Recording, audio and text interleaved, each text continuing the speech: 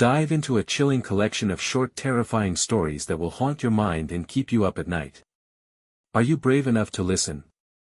The Last Stall. At St. Aurelia Academy, there was a comfort room in the far end of the third floor, tucked behind the old music room. No one used it, not the students, not the faculty. It was always cold there, even in the middle of summer, and the dim flickering light above the entrance cast strange shadows on the floor. Everyone called it CR3, but quietly, behind closed doors, they called it the Last Stall. It began with whispers, harmless stories seniors told the freshmen to scare them. "Never enter the last stall," they'd say. "If you do, don't lock it. If you hear someone knock twice, leave immediately. If you look under the door and see bare feet, run." Of course, most thought it was just a joke. A tradition. But not Ira. Ira transferred to St. Aurelia halfway through the school year. Quiet, curious, and a bit of a loner, she didn't make many friends. She loved books, puzzles, and mysteries. So when she overheard two girls whispering about the last stall in the library, her ears perked up. She asked questions. Lots of them. Why don't people use it? What's the history of the third floor? Has anyone actually seen anything? Most students shrugged, laughed it off. Only one girl, Carla, a pale, anxious junior with heavy eye bags, warned her seriously. "You shouldn't ask about that place. The more you ask, the more it notices you." That night, Ira dreamed of dripping water and footsteps echoing in tiles. A stall door creaking open slowly. And eyes. Watching from under the gap. Watching her. A week later, Ira stayed late for library duty. Her phone battery had died, and the building was nearly empty. As she packed her things, a sharp pressure in her stomach reminded her she needed to pee. The nearest comfort room was CR3. She hesitated. The hallway to it was darker than usual. The motion sensor lights didn't come on right away. She told herself it was silly to be afraid of a bathroom. Stories were just stories. She pushed open the door. The smell of mildew and old water hit her immediately. One of the fluorescent lights blinked overhead, buzzing softly. There were 4 stalls. She tried the first one. Jammed. Second, filthy. Third, no lock. Then she glanced at the last stall. Pristine. Clean tiles.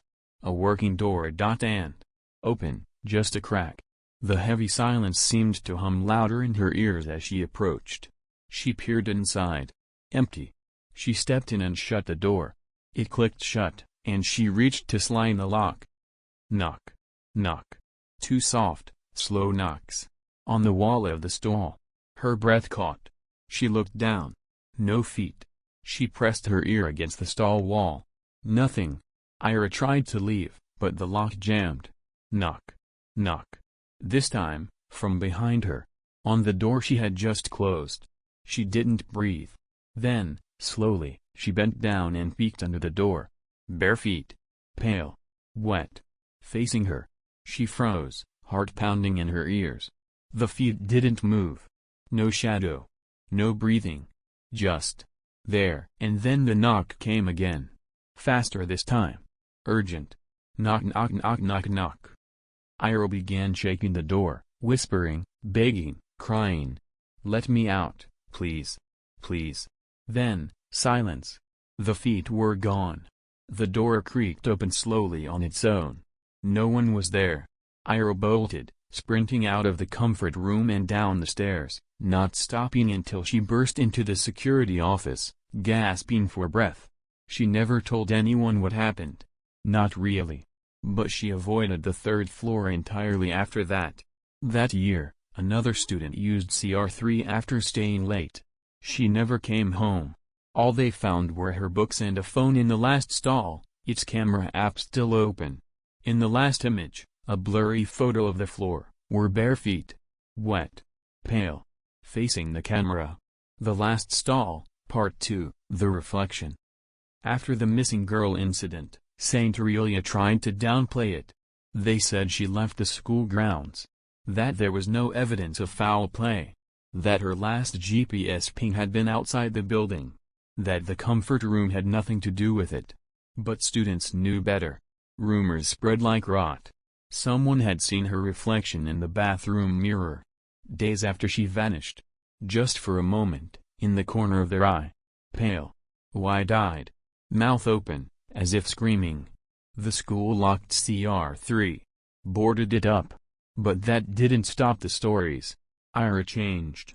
She grew quieter. Kept to herself even more. She stopped using mirrors, avoided tiled floors, and would twitch every time she heard a dripping sound. She started drawing strange things in the margins of her notebook, stalls, locks, pale figures with wet hair and hollow eyes. One night, Carla, the girl who had warned Ira before, called her. "I think it followed you." Ira didn't respond. Her hands were trembling. Carla whispered, "It's in the mirrors now. That's how it moves." That night, Ira sat alone in her room, surrounded by candles and old school records she'd found in the archives. A long-forgotten file spoke of a girl named Eloisa Lanting, who died in 1987, trapped overnight in CR3 during a typhoon when the school locked down. She was found days later. Dead from dehydration. Fingers bloody from clawing at the stall door. The janitor who found her quit immediately. Said he still heard her banging from inside. The school said it was an accident. But the last entry in Eloisa's diary read, "I locked the door. But I wasn't alone. She's behind the mirror." The final return. Ira had one last plan. She returned to the school late, long after curfew. The halls were silent, dust dancing in the moonlight. She carried salt, a broken mirror, and a page from Eloisa's diary. She wore a cross. She repeated words she read in a protection ritual. The boarded door to CR3 was no longer boarded. It was open. As if waiting. She stepped inside. The air was thick. Heavier than before.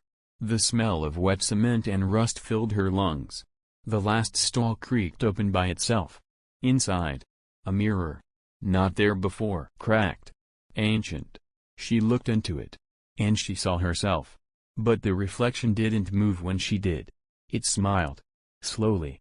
The face morphed, her features stretched, melted, became Eloisa. Skin gray. Lips split. Eyes black voids. Then a hand reached out from the mirror. From the inside. It grabbed Ira's face and pulled. She screamed. But the school was empty. The next morning, the mirror was gone. CR3 was sealed again. Cemented over this time. No one spoke about it. Some said it had never existed. And yet, in the girls' comfort room on the first floor, students began noticing something strange. If you're alone, and look into the mirror just right, sometimes, your reflection doesn't copy you. Sometimes, it smiles. Before you do. And if you ever hear two knocks behind you while you're looking, don't turn around. She's found a new stall.